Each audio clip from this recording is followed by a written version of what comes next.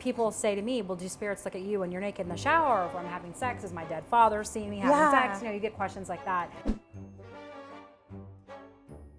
Sometimes people come to the funeral dressed like they're going to the club. Love it. Where they look like liquid people walking down the hallway, and I was like, oh my gosh, is that my unborn son? I think our conversation is going to be really interesting today. Since we're making truffles, I'm a little bit more excited.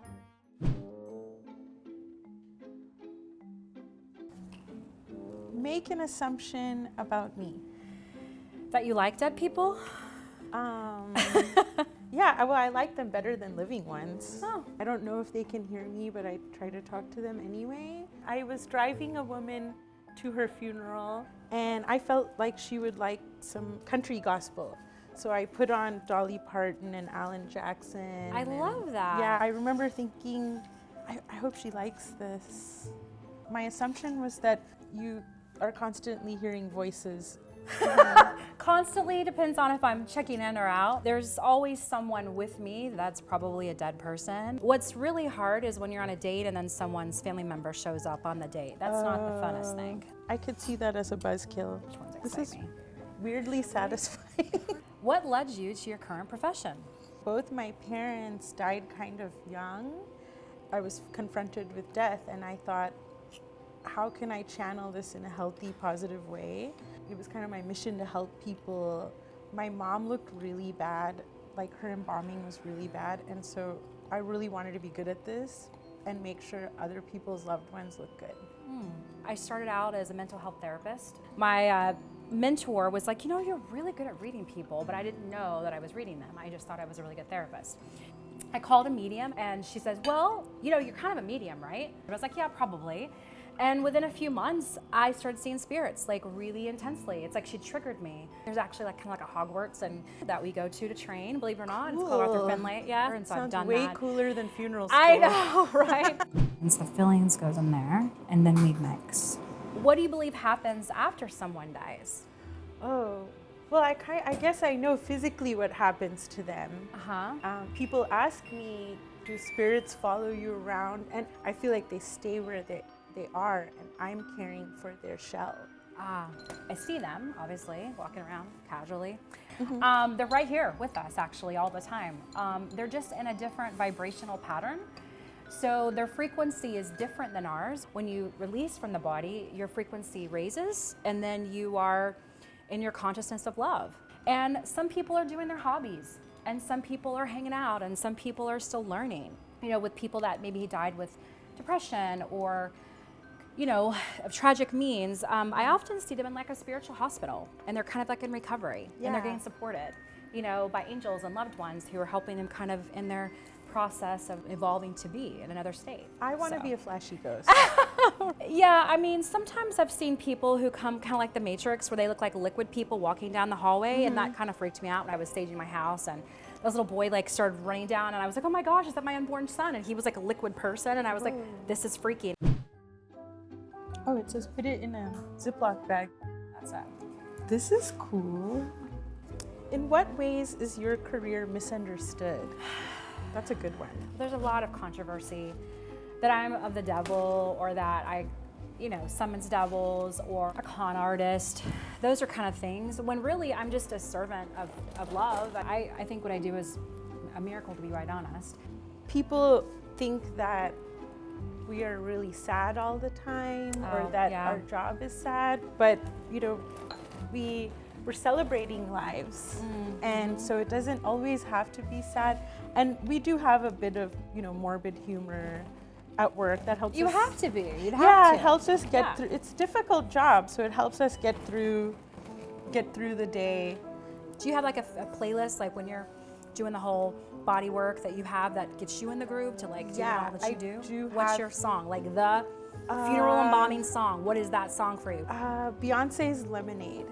Oh, you're playing Lemonade when you're literally working over my body. Yeah, it's getting empowered. Wow. Yeah, it's like cooking. Every body has a different recipe. All right, this is definitely getting there. I don't know how melted we need to make it, but. What is your take on reincarnation? I'll let you take that one. No. Reincarnation. Add those to yours. I don't know. My family's from India. You know, people in India believe in reincarnation, but I just don't know. There's so much unknown. Well, I'm team reincarnation, okay?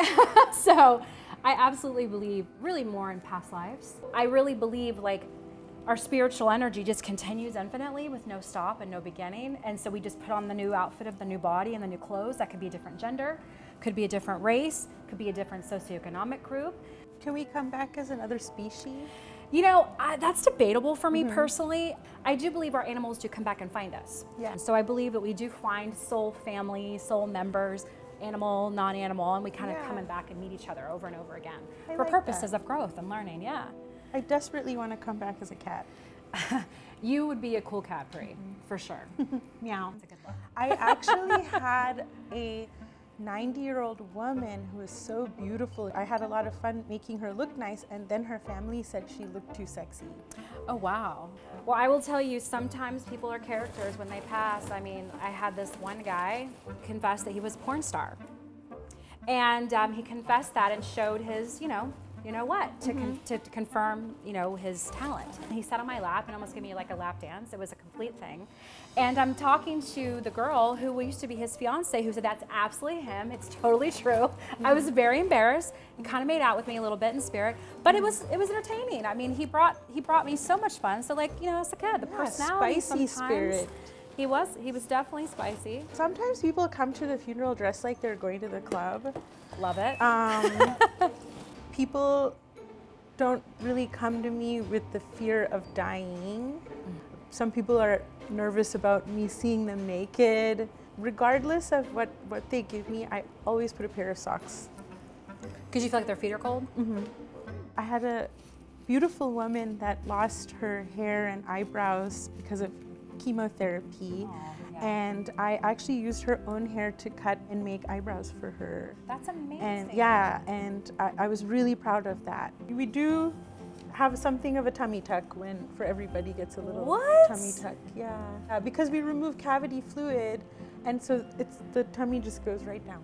And we use fillers too, to kind of fillers, like you can get like your lips plumped or like your cheeks filled. Yeah. What? I do that all the time. In fact, that's one of my favorite things because that's a bit of a skill to. Are you like a Juvederm or like a Radiesse? Do you have a preference?